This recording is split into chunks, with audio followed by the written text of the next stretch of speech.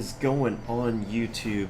Today I'm going to be bringing you another build guide here, and this is going to be mainly for the homing star gun. So personally, this is my build that I use to zone my opponents, and that's going to be the breaker. And reason being because you can get out of situations very quickly, and I am just going to get right into it here so I can show off some of these different parts that I'm using and explain them more in depth for you. So I get a second, gotta launch here. Alright, so first of all, we got the homing star gun, which is the feature of the build here. And so you see it shoots and then it actually splits up. So this is very good long range. They all home in on your opponent, hence the name homing star. So once again, this is a long range keep away type of weapon. See, when you get in close, it doesn't even do more than 1 down meter. So you definitely want to keep away. Boom, knock them down. And you want to play more of a zoning game. So what are some of the other tools that I use with this? So first, let's go with the bomb. This is going to be Crescent P, and as you can see, it fires very slowly, and you can kind of keep throwing them out to pressure your opponent. So actually, let's throw them away so it doesn't hit them, kill them. So you see, it's very slow, and then it leaves that lingering hitbox there. So basically what this does is it's gonna zone your opponent off of a certain area. Like if you're having a camping battle and they're out camping you, this is basically going to prevent them from out camping you. So you can use this to force them out, and then you can homing star once they're out in the open. Real quick, actually, one thing I forgot to mention about homing star: if you see the air fire, it splits horizontally, and the ground fire splits vertically. This is important for like situations like these where your opponent's behind a wall. Now back to Crescent. The air fire actually super quick. So see that? So that's more of like an anti-approach tool, is how I use that.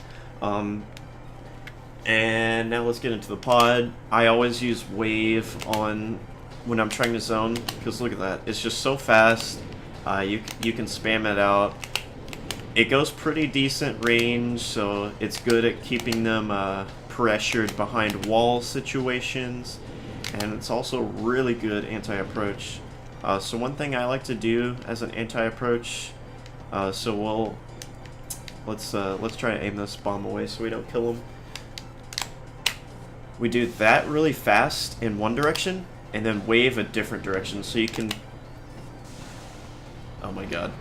Alright, so you can kind of control 2 different areas at once. For example, if I'm like hiding behind this wall and my opponent's approaching from this tree over here, I can...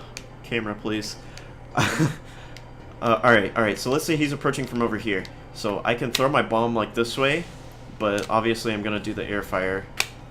I just can't right now because my opponent's over there. So we'll throw the bomb that way and then wave like to block off this other path over here. And it's I'm getting the angles kind of tricky. There we go. Angle's kind of tricky because the camera's wigging out on me here. So you can anti-approach like 2 different directions and kind of cut off your opponent's path options, if you will. And then while you're anti-approaching, if your opponent is getting through those, then you can just dash away.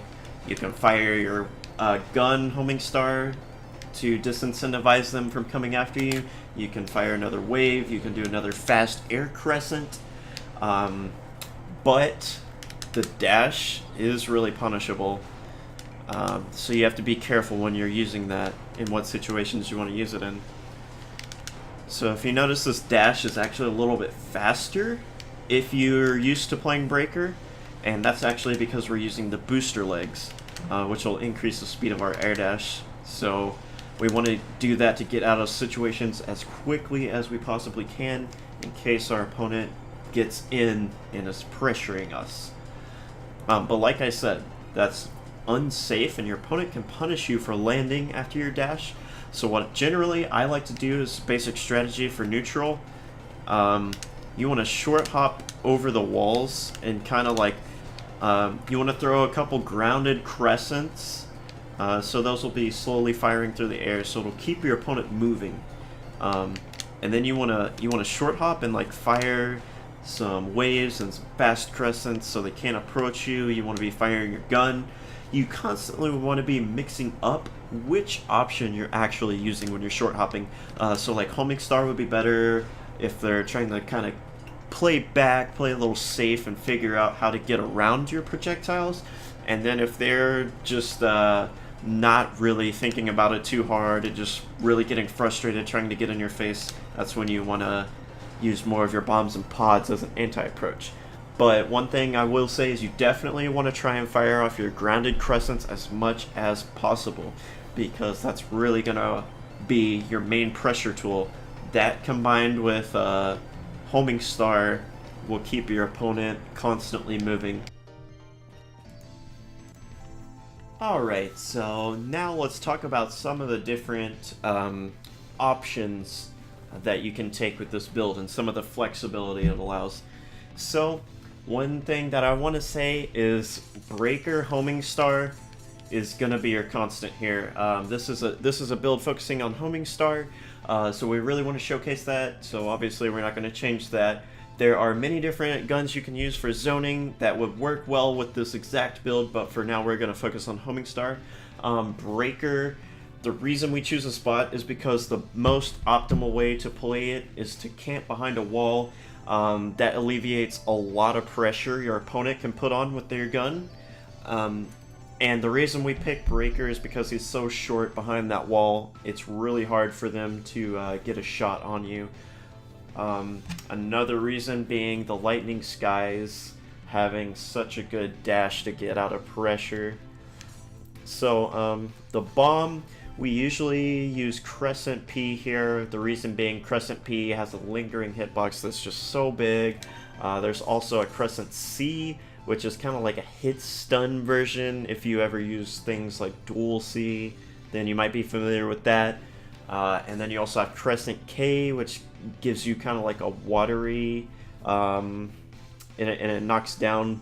But I don't think Crescent C and Crescent K have a very good hitbox. Fire speeds are all the same, so I usually just go with the Crescent P here because it takes up the most space. So the point of your bomb is really to be frustrating for your opponent to approach you. So another option you have over Crescent P, I used to use the straight bombs because these come out really quick and fire straight forward as an anti-approach. But Crescent fires, the air fire is just a tiny bit slower. So you still have that anti-approach, and then you have the added boon, which is so great, of the ground fire, just being able to pressure with the slow fire. That's something that straight bomb cannot offer you. We also have Gemini, that's another option. Gemini and Dual C are both very great at pressuring your opponent from afar when they're camping behind a wall. However, Gemini P really just cuts off their movement options and doesn't pressure them too much, so I wouldn't recommend it, although it is an option if you want to play maybe a bit more aggressively.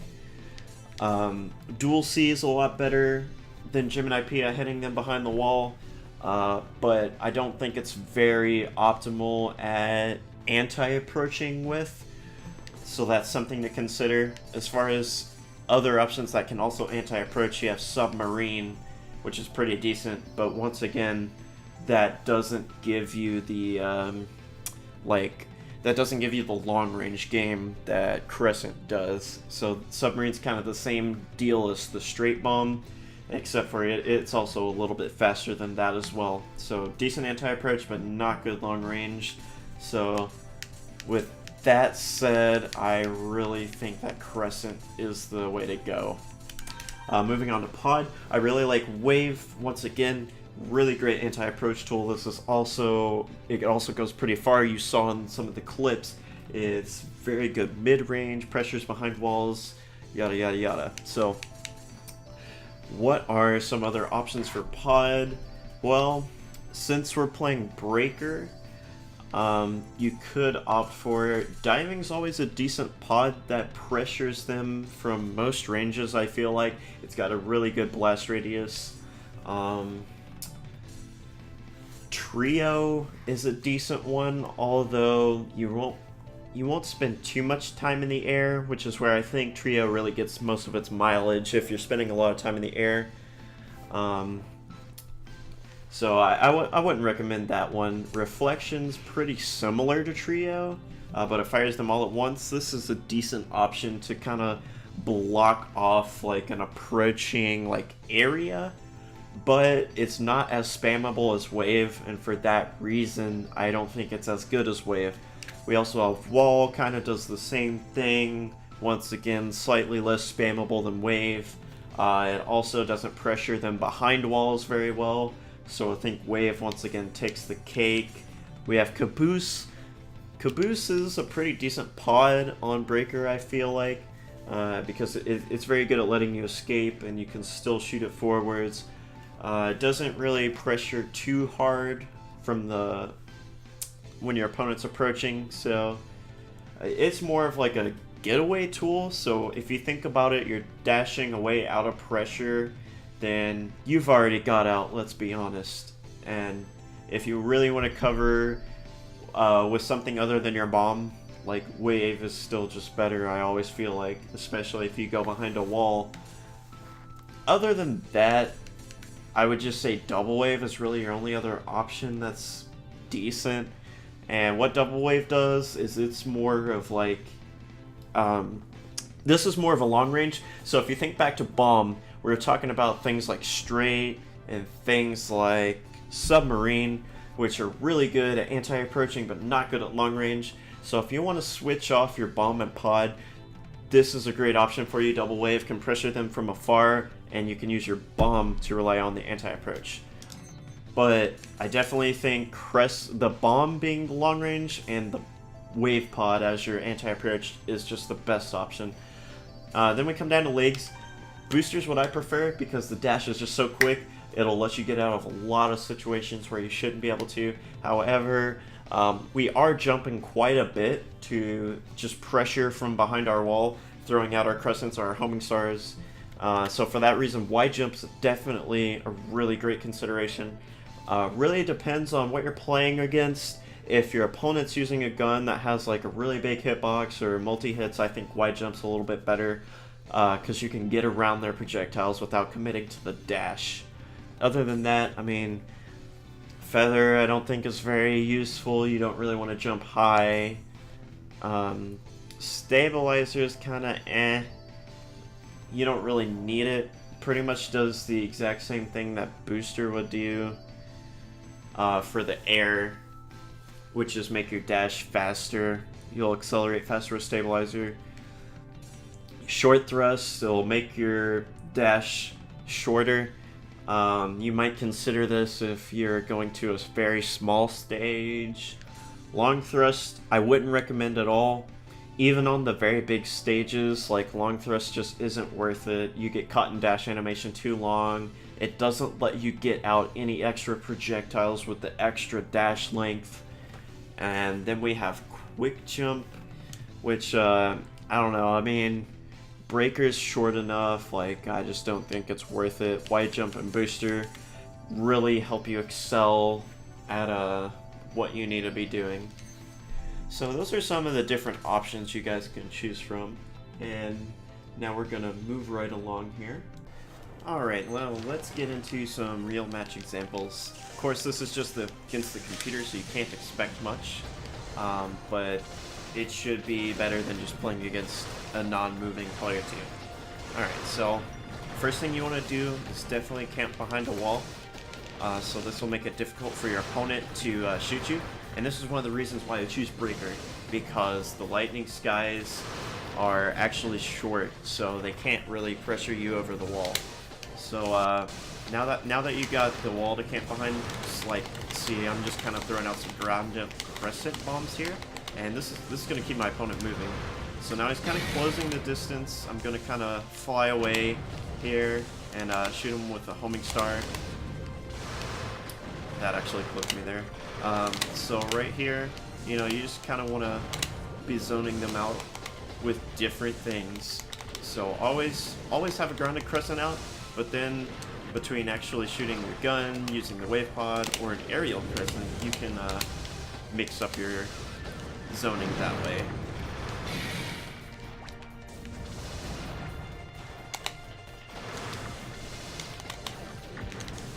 So just zoning, very easy. Now you see he's kind of starting to get close, so this is about the range where wave is really good, and we can short pop some crescents there.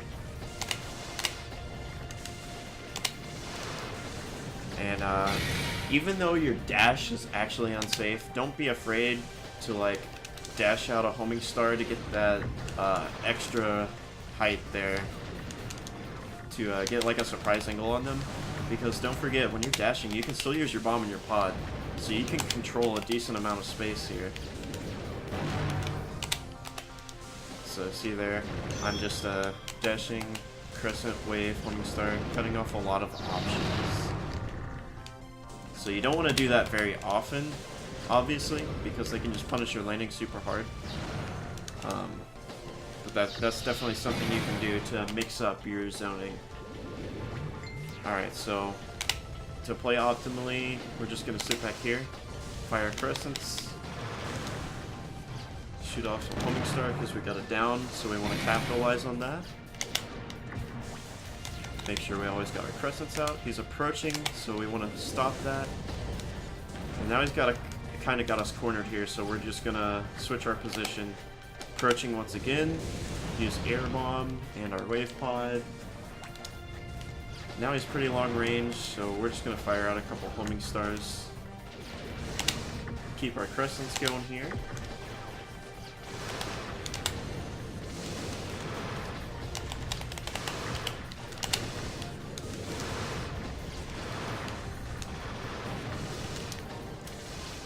Alright, so I hope that kind of helped how you would zone and kind of get a feel for how you would play the neutral game with this bot. Alright, so really quick here, moving along, I just wanted to show you guys a couple things for Breaker, just in general, that you should probably get used to doing.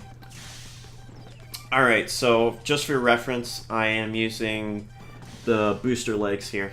So some really cool things you can do is you can actually intentionally get caught, get your dash caught behind a wall to manipulate it a little bit. And so if you actually like instant air dash, you can kind of manipulate it to land behind walls. You see here. See, I'm kind of getting caught on this wall on purpose so that my dash actually lands me behind this wall.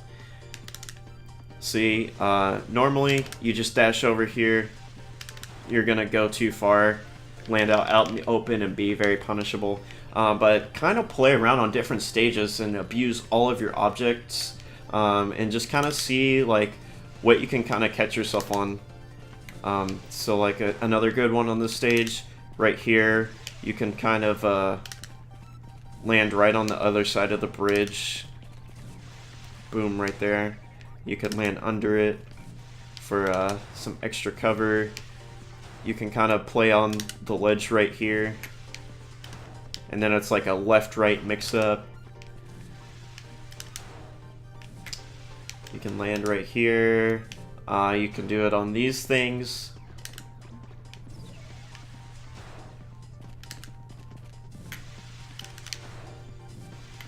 So you can kind of just play around with different objects and figure out where exactly you can manipulate the bot to go. These little trees are kind of hard to do. But yeah, see right there, you can still kind of like manipulate it to land behind them.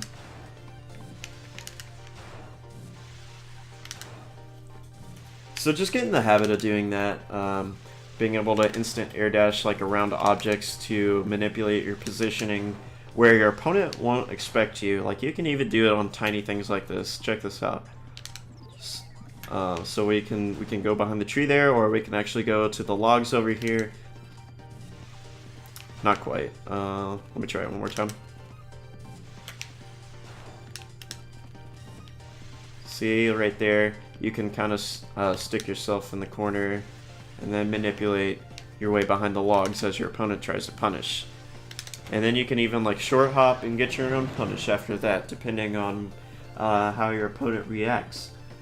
So those are just some pretty cool, in general, breaker things, no matter what you're using. And obviously, you're going to have different timings depending on your legs. So make sure you really play around with, booster, short thrust, long thrust, quick jump, wide jump, everything. Just whatever you really plan on using on your breakers. But I would definitely get in the habit of manipulating your way around objects like that, because it can really throw off your opponent and give you an advantage. Alright, thank you guys for watching. If you liked this video, then please subscribe to me and Tipdik on YouTube for more Custom Robo content, and please join our Custom Robo Discord if you're interested in this game. Links will be down below.